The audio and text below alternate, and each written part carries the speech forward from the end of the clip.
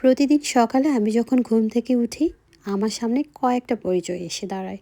আমি একজন মা, আমি একজন স্টুডেন্ট, আবার আমি একজন ওয়ার্কিং উইম্যানও। আর এই সব কিছুর ভিড়ে নিজের সুস্থতা ধরে রাখাটা আমার কাছে সবচেয়ে বড় চ্যালেঞ্জিং।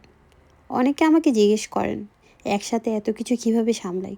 সত্যি বলতে সব দিন পারফেক্ট হয় না, কিন্তু আমি বিশ্বাস করি একজন মা যদি শারীরিক এবং মানসিকভাবে সুস্থ থাকেন, তবেই তিনি তার পরিবার আর স্বপ্ন দুটোকে আগলে রাখতে পারেন।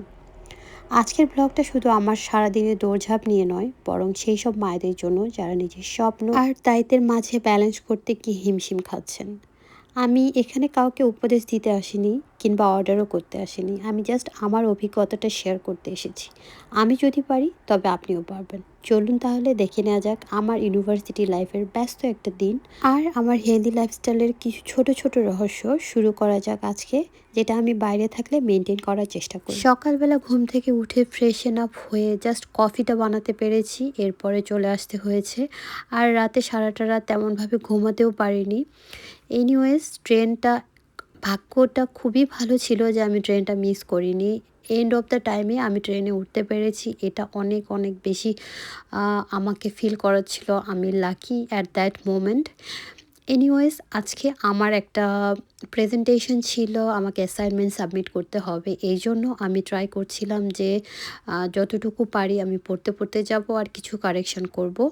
তারপরও আমি চেয়েছিলাম যে আমি ট্রেনে একটু ঘুমাবো, বাট এগুলোর টেনশনে ঘুমটা যে কোথায় গিয়েছে আমি নিজেও জানি না।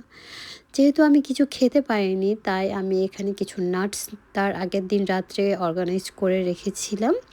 তো সেগুলো আমি পড়ার ফাঁকে ফাঁকে একটু করে ট্রাই করছিলাম খাওয়ার, সাথে কফিটা খাওয়ার। এরপরে আমি চলে এসেছি মিডল অফ দ্য ওয়েতে। এখানে আমাকে আর একটা ট্রেন চেঞ্জ করতে হবে।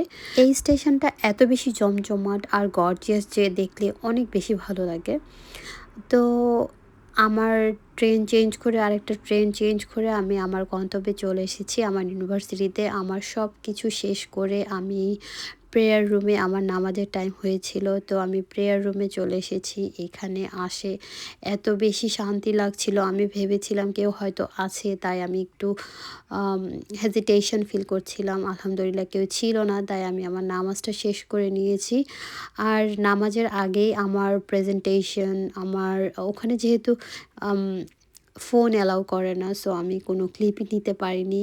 প্রেজেন্টেশন, আমার অ্যাসাইনমেন্ট সব কিছু সাবমিট করার পর আলহামদুলিল্লাহ সব কিছু অনেক ভালো গিয়েছে। এরপরে নামাজ শেষ করে আমি খুব বেশি হাংরি ছিলাম, তো আমি এখানে আমার পানি শেষ হয়ে গিয়েছিল, আমি পানি রিফিল করে নিলাম। বাইরে গেলে আমি ডেফিনেটলি ট্রাই করি আমার পানি ইনটেক করাটা যেন না মিস হয়। এরপরে আমার ইউনিভার্সিটির সামনের জায়গাটা এত বেশি সুদিং কাম কোয়াইট যে আমি এখানে আসলেই অনেকক্ষণ বসে থাকি। এরপরে যাওয়ার পালা, কারণ আমার ট্রেন ছিল 4:30-তে, সো এখানে 4 o'clock হয়ে গিয়েছে, তো আমাকে যেতে হবে।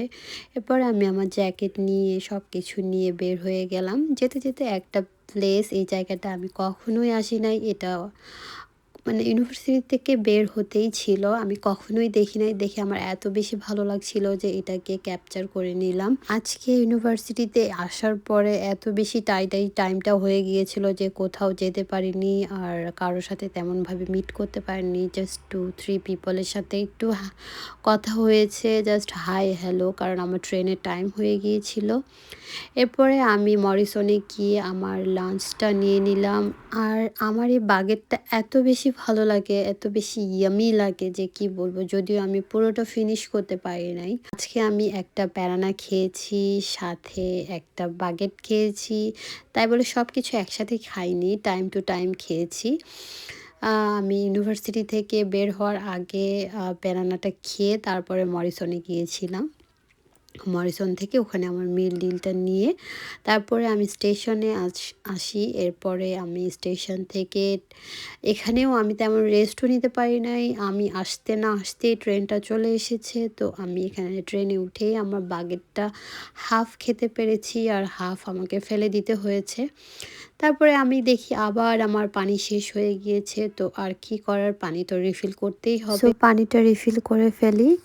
জানেন তো, দিনের শেষে যখন ঘরে ফিরি ক্লান্তিটা শরীরের উপর ভর করে ঠিকই, কিন্তু মনের ভেতরটা অন্যরকম প্রশান্তি থাকে। ইউকের এই যান্ত্রিক জীবনে একজন স্টুডেন্ট, ওয়ার্কিং মম আর নিজের স্বাস্থ্যের যত্ন নেওয়া সব কিছু একসাথে সামলানো সত্যিই অনেক কঠিন। হয়তো কোনো দিন অ্যাসাইনমেন্টে চাপে চোখে জল আসে, আবার কোনো দিন বাচ্চার থেকে দূরে থাকার অপরাধ বোধও জাগে। কিন্তু দিন শেষে এই সংগ্রামটাই আমাকে শক্তিশালী করেছে। আমি বিশ্বাস করি জীবনটা কঠিন হতে পারে, কিন্তু আপনার ইচ্ছা শক্তি থাকলে কোনো কিছুই অসম্ভব নয়। যারা আমার মতো স্বপ্ন আর দায়িত্বের মাঝে যুদ্ধ করছেন তাদের বলছি, হার মানবেন না। আমরা মায়েরা পারি না এমন কিছু নেই। আজকের মতো এখানে বিদায় নিচ্ছি। সবাই ভালো থাকবেন, সুস্থ থাকবেন। আল্লাহ হাফেজ। সবার জন্য অনেক অনেক দোয়া এবং ভালোবাসা।